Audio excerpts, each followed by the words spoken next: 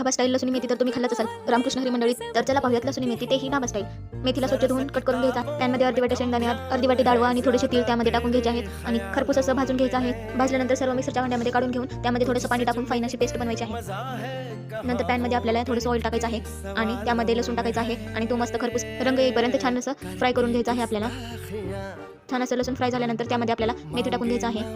मेथी टाकल्यानंतर मेथीलाही थोडंसं फ्राय करून घ्यायचं आणि नंतर त्यामध्ये थोडंसं मीठ टाकायचं आहे. मीठ टाकल्यानंतर परत एकदा मिक्स करून घ्यायचं आहे आणि थोड्या वेळासाठी झाकण लावून वरती ठेवायचं आहे.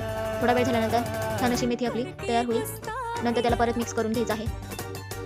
मिक्स केल्यानंतर आपल्याला एका प्लेटमध्ये सर्व मेथी काढून घ्यायचं आहे आणि पॅनमध्ये थोडंसं ऑइल टाकायचं आहे. ऑइल टाकल्यानंतर आपल्याला जिरे मोहरी टाकायची आहे. जिरे मोहरी तडल्यानंतर त्यामध्ये कांदा टाकून घेऊयात आणि तो मस्त मिक्स करून घेऊयात.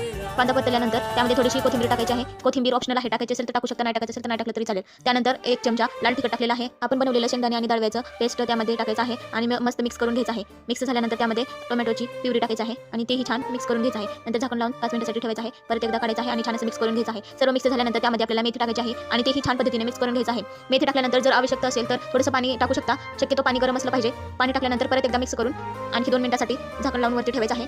झाकण लावून ठेवल्यानंतर परत काढून मिक्स करायचं. मिक्स झाल्यानंतर आता पाहूया तडका. एका छोट्या पॅनमध्ये थोडंसं ऑइल टाकायचं आहे आणि नंतर लसूण टाकायचं आहे छोटे छोटे काप करून. लसूण फ्राय झाल्यानंतर चांगलं खरपूस भाजल्यानंतर आपल्याला त्यामध्ये 1 चमच लाल तिखट ॲड करायचं आहे आणि तेही छान मिक्स करायचं आहे आणि नंतर आपल्या लसूण मेथीला तडका द्यायचा आहे. असे छान पद्धतीने लसूण मेथी तुम्ही सुद्धा घरी बनवू शकता आणि एन्जॉय करू शकता.